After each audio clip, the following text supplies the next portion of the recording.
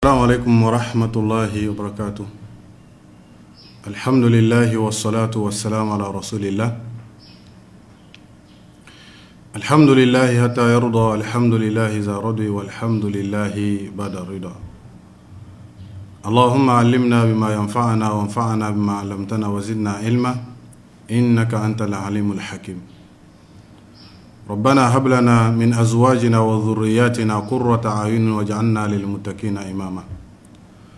ونشهد أن لا إله إلا الله وحده لا شريك له، ونشهد أن محمدا عبده ورسوله صلوات الله عليه وعلى آله وأصحابه ومن تبعه بإحسان إلى يوم الدين. أما بعد. Louange à Allah subhanahu wa ta'ala, Seigneur de l'univers, créateur de toute créature, l'unique sans associé. Nous attestons qu'il n'y a point de divinité digne d'être adorée en dehors d'Allah subhanahu wa ta'ala. Et son prophète Muhammad sallallahu alayhi wa sallam est serviteur et messager. Que la paix d'Allah subhanahu wa ta'ala soit sur lui, sur ses illustres compagnons et sur tous ceux-là qui le suivront jusqu'au jour de la résurrection. Alors, chers frères et sœurs en islam, en cette deuxième édition de communication dans ce mois béni de Ramadan, plus précisément dans la deuxième décade du mois de Ramadan de l'année 2020 dans lequel nous sommes, nous allons aujourd'hui, par la grâce d'Allah subhanahu wa ta'ala, avec vous, développer un thème qui nous sera profitable, nous tous, que ce soit musulmans à l'intérieur du pays ou à l'extérieur du pays. Mais avant tout, je tiens à remercier tous ceux-là qui nous suivent de tous les coins du monde, et tout en remerciant également les initiateurs de ces émissions et communications. Alors je vais m'adresser à son président de la fondation Zakat et Sadaka, Imam Shakiru Amoussou, qu'Allah subhanahu wa ta'ala qu'il le fortifie, histoire qu'il puisse continuer cette lutte qui ne cesse de mener au jour le jour pour que l'islam puisse aller de l'avant. Alors, chers frères et sœurs en islam, le thème de cette communication va tourner autour du concept aumône. Plus précisément, le thème sera les vertus de l'aumône à travers la zakat et le don. C'est-à-dire les vertus de l'aumône à travers la zakat et le don. Alors sur ce, chers frères et sœurs en islam, il nous revient nécessairement, histoire de faire comprendre ce thème aux musulmans du monde entier, de faire une différence entre l'aumône, as-sadaqa, az-zakat, qu'on appelle communément l'aumône légale en français, et le don que les Arabes appellent al-hadiyya. Parce que bon nombre de musulmans sont sans savoir que quand on parle d'aumône et de zakat et de don, il y a une large différence. Alors nous devons de marquer cette différence, histoire de vous clarifier ces concepts-là. Et là, chaque musulman et musulmane comprendra le bien fondé de ce que c'est que l'aumône. Parce qu'aujourd'hui, bon nombre de personnes, de musulmans, ne sont pas motivés vers la zakat ni l'aumône. Et c'est à cet effet, et dans ce sens bien sûr, que je salue la fondation Zakat et Sadaka, qui s'est donné cette mission noble de pouvoir mobiliser et sensibiliser la communauté musulmane, histoire que les besogneux et les démunis puissent profiter de tout bienfait que Allah subhanahu wa ta'ala accorde à tout musulman et musulmane. Alors, chers frères et sœurs en islam, quelle est la différence entre l'aumône, la zakat et le don? Nous allons d'abord commencer par le concept aumône, as-sadaqa. L'aumône c'est tout acte de donation ou comportemental, charitable, visant l'agrément d'Allah subhanahu wa ta'ala. Tout acte comportemental, tout acte de donation, charitable et qui vise l'agrément d'Allah subhanahu wa ta'ala. Autrement dit, tout acte que le musulman exécute dans le cadre de la charité, histoire d'atteindre l'agrément d'Allah subhanahu wa ta'ala, est appelé aumône. Alors de ce point de vue, chers frères et sœurs en islam, la zakat est une aumône. Le don aussi est une aumône. Parce que cela manifeste le geste dans le but de faire quoi? De recevoir l'agrément d'Allah subhanahu wa ta'ala. C'est pourquoi Allah subhanahu wa ta'ala dans le chapitre 9 surat Tawbah au niveau du verset 103, il dit khudh min amwalihim sadaqatan tutahhiruhum wa tuzakkihim biha. Il dit au prophète Muhammad sallallahu alayhi wa sallam, dit, prélève dans leurs biens ce que Allah subhanahu wa ta'ala leur a accordé à titre d'aumône. Parce que là il s'agit de la zakat. Alors la zakat est une aumône. Et le musulman doit chercher à savoir que Allah subhanahu wa ta'ala, il a marqué toutes ces différences-là dans son glorieux Coran. Alors de ce point de vue, nous allons définir ce que c'est que le don. Le don aussi, c'est tout acte charitable qui n'est pas forcément, ou bien qui ne vise pas forcément l'agrément d'Allah subhanahu wa ta'ala. Parce que là, il y a une probabilité, une alternative là. Parce qu'un don peut viser l'agrément de Dieu, comme peut ne pas viser l'agrément de Dieu. Un don. Vous voyez, chers frères et sœurs en islam. Alors, de ce point de vue, tel que nous l'avons dit tout à l'heure, le don est une aumône parce que c'est un acte charitable. La zakat aussi est une aumône parce que c'est un acte charitable. Maintenant, chaque concept a son domaine de définition. Si nous prenons par exemple le contexte de la zakat,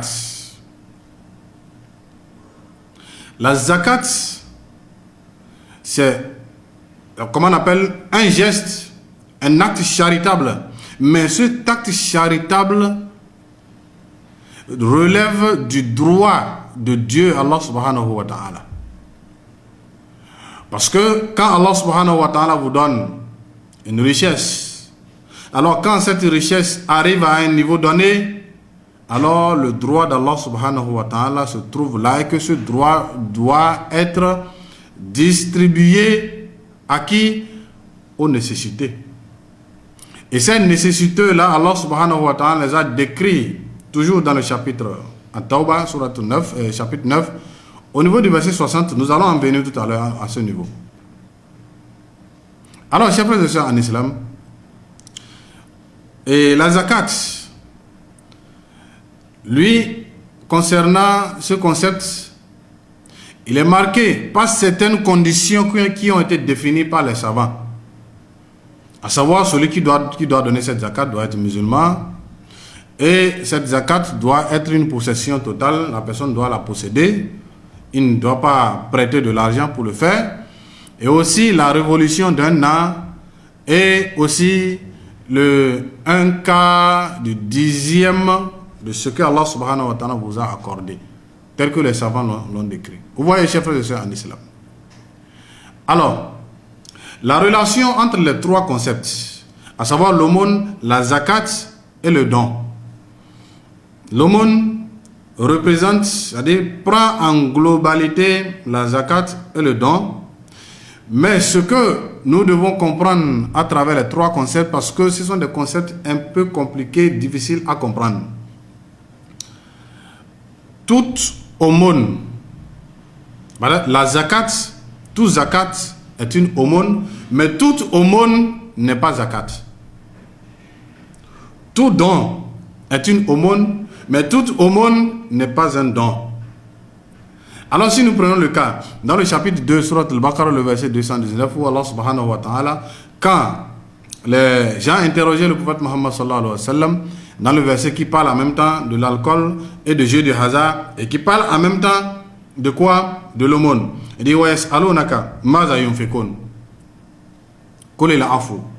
il dit, on t'interroge de comment est-ce que eux ils doivent dépenser leur argent à titre d'aumône. Et le prophète sallallahu alayhi wa sallam leur dit, vous devez dépenser de votre argent à titre d'aumône tout ce qui représente le surplus de ce que vous gagnez, ou de ce que Allah subhanahu wa ta'ala vous a octroyé. Vous voyez là, parce que là c'est une aumône et ça peut être un don, comme ça peut être la zakat si cela représente et regroupe les conditions de la zakat. Alors de ce point de vue, chers frères et sœurs en islam, nous allons maintenant développer les vertus de l'aumône. L'objectif que le musulman doit viser pour atteindre l'agrément d'Allah subhanahu wa ta'ala. Rappelons-nous, Allah subhanahu wa ta'ala nous a dit dans le surat Al-Layl, il dit وَمَا لِأَحَدٍ إِنْدَهُ مِنْ نِعْمَةٍ تُجْزَى إِلَّا ابْتِغَاءَ وَجْهِ رَبِّهِ الْأَعْلَى وَلَسَوْفَ يَرْضَى. Nul ne peut avoir la récompense totale, nul ne peut atteindre une récompense totale d'un acte que s'il le fait tout en visant l'agrément d'Allah subhanahu wa ta'ala. Vous voyez, chers frères et sœurs en islam. Alors de ce point de vue, la vertu de l'aumône, Allah subhanahu wa ta'ala nous l'a décrit plusieurs fois dans le Coran. Mais le chapitre dans lequel Allah subhanahu wa ta'ala a plus parlé des vertus et des bienfaits et des récompenses de l'aumône se trouve dans le chapitre 2, surat Al-Baqarah. Parce que Allah subhanahu wa ta'ala, il nous l'a cité à partir du verset 261 jusqu'au verset 274. C'est le verset qui précède en même temps le verset de l'usure, le riba. Allah subhanahu wa ta'ala, il nous a montré les bienfaits et les vertus et ce qui pourra motiver le croyant, le jeûneur, à pouvoir donner de ce que Allah subhanahu wa ta'ala l'a octroyé comme bienfait.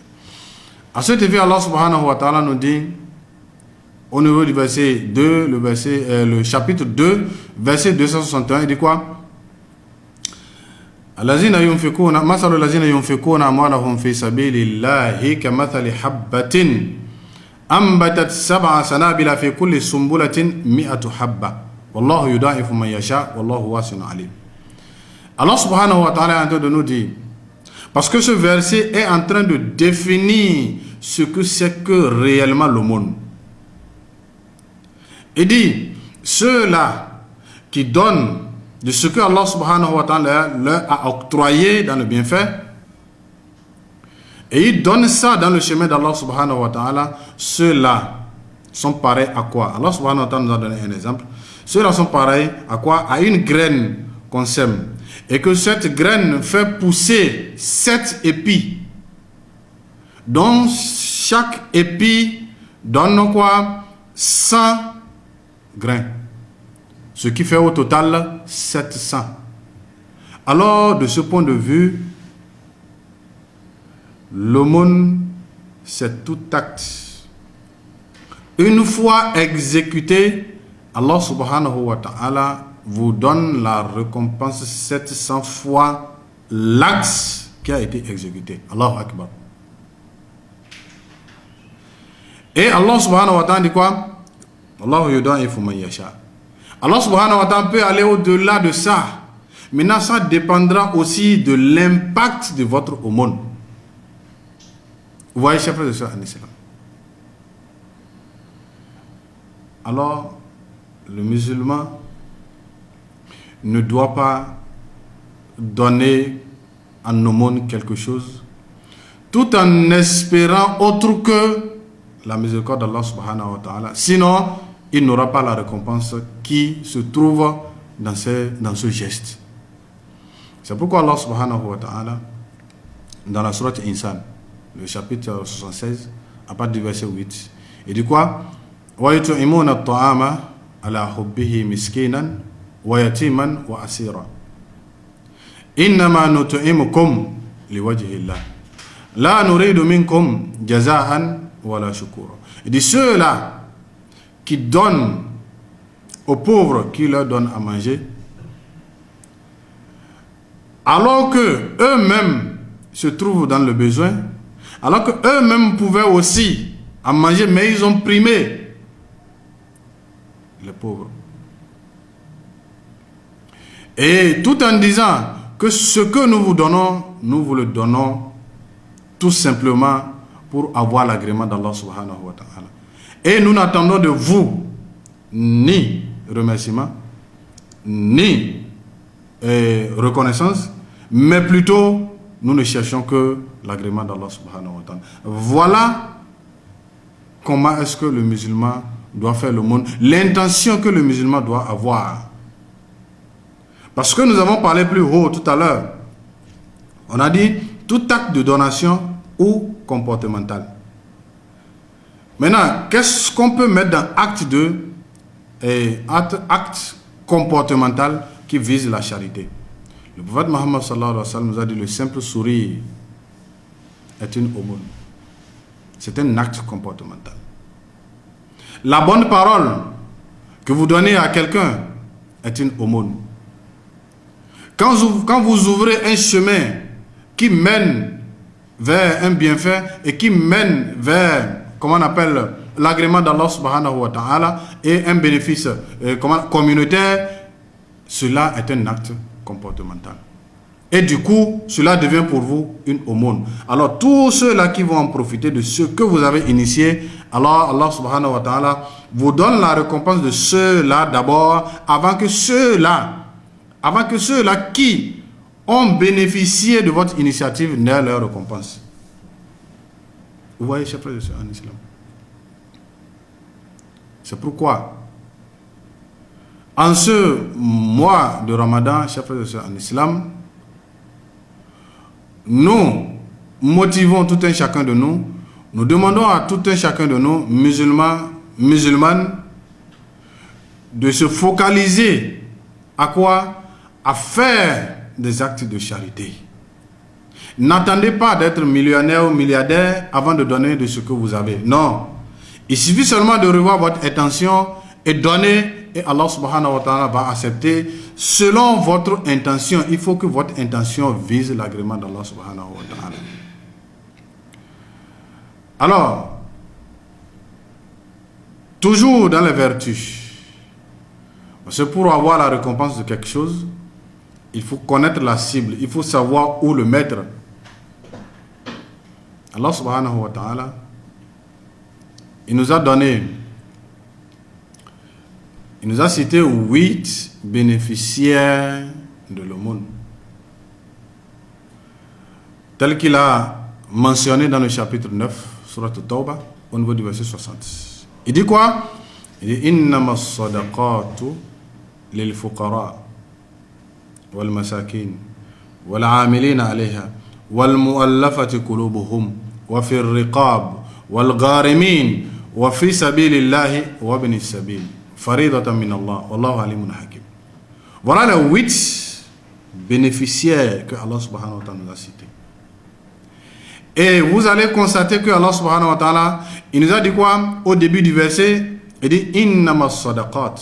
Il n'a pas dit innama zakat. Il n'a pas dit innama sadaqa. Il n'a pas spécifié, comment on appelle, un acte charitable.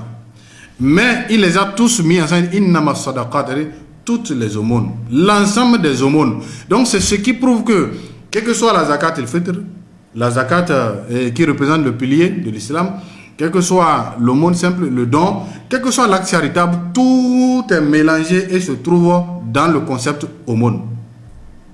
Quand Dieu veut dire, il dit innama sadaqat, il dit les aumônes, c'est-à-dire la zakat et le fitr, la zakat en termes de pilier, le don simple que l'on fait, un simple geste, tout ce qui est acte charitable se trouve dedans. Même si vous voulez faire la zakat, sachez que les 8 bénéficiaires que Allah subhanahu wa ta'ala a cités, c'est parmi eux que vous devez injecter cela. Alors il dit quoi? Que les aumônes ne sont destinées qu'aux pauvres, nécessiteux. Voilà, ceux-là qui se chargent de collecter, de travailler autour de cette aumône. Et ceux-là aussi qui ont un penchant vers l'islam. Ici, il peut s'agir de convertir en islam. Et ceux-là aussi qui sont des esclaves, qui sont détenus. Ceux-là qui sont amendés, qui sont détenus sous caution. Et ceux-là qui luttent dans le sentier d'Allah subhanahu wa ta'ala. Et aussi les voyageurs en détresse. Et Allah subhanahu wa ta'ala précise, c'est une prescription venant d'Allah subhanahu wa ta'ala, et nul ne doit changer, nul ne doit quitter ce que Allah subhanahu wa ta'ala a cité. Parce que quand Allah subhanahu wa ta'ala il parle de fard dans le Coran, alors il s'agit d'une chose que l'on ne peut modifier. C'est pourquoi Allah subhanahu wa ta'ala dans le chapitre 24 surat An-Nur, il dit suratun anzalnaha wa faradnaha. Allah subhanahu wa ta'ala il a révélé la sourate An-Nur et il a mentionné des prescriptions qu'on ne peut pas déplacer. Donc Allah subhanahu wa ta'ala il est en train de vouloir orienter tous les musulmans, à savoir que celui qui veut avoir les récompenses de l'aumône, de la zakat, alors il n'a qu'à rendre visite au chapitre 9, le verset 60. Et il donne à ceux-là et il aura les récompenses. Alors pour finir, le dernier point que nous allons développer, pour avoir la récompense issue d'une aumône, si vous n'avez pas la sagesse dans votre distribution, si vous n'avez pas la sagesse dans vos actes de charité, alors soyez-en sûrs que vous allez croire avoir la récompense alors que vous n'en avez pas. Pourquoi? Parce que Iblis, le Satan maudit, lui, il ne fait que nous démotiver à la zakat. C'est pourquoi aujourd'hui, bon nombre ont les moyens, mais ils sont vaincus par Iblis, alors du coup, ils n'arrivent pas à donner. C'est pourquoi Allah subhanahu wa ta'ala nous l'a mentionné dans le chapitre 2, au niveau du verset 267. Pardon, 268. Il dit quoi?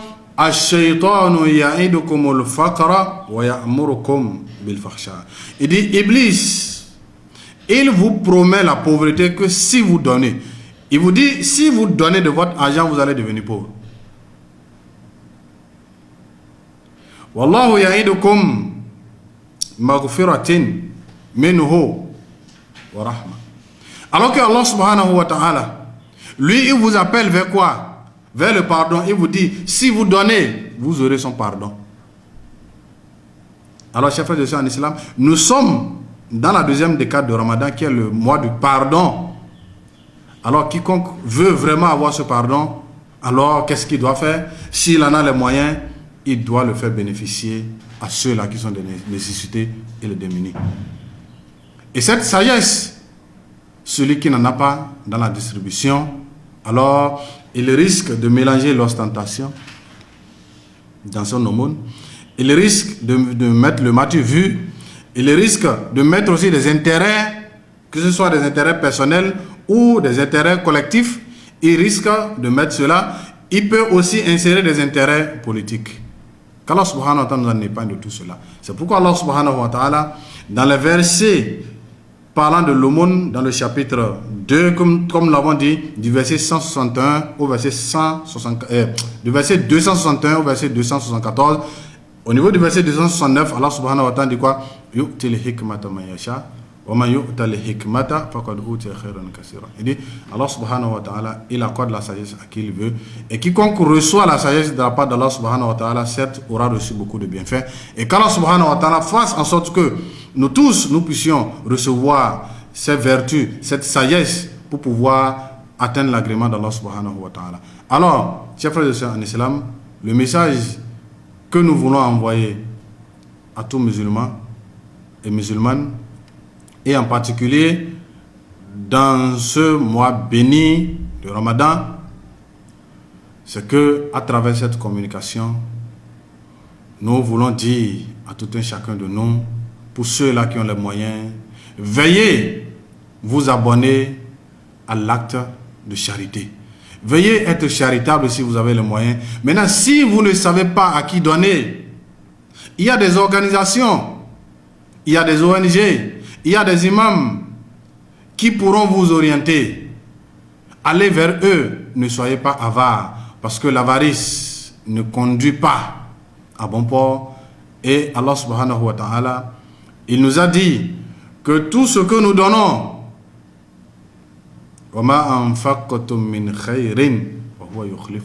tout ce que vous donnez de vos biens, Allah subhanahu wa ta'ala, il vous rend ça au centuple. Allah subhanahu wa ta'ala, il vous multiplie cela. Qu'Allah subhanahu wa ta'ala fasse en sorte que nous tous, nous puissions bénéficier de ces vertus de l'aumône. Et ceux-là qui sont dans les doutes, c'est le moment de se réveiller du sommeil et de mettre la main dans la poche et faire profiter aux démunis. Qu'Allah subhanahu wa ta'ala nous assiste et qu'il fasse en sorte que ce rappel-là nous soit profitable dans ce bas monde et dans l'au-delà. Alors sur ce, wassalamu alaikum wa rahmatullahi wa barakatuh.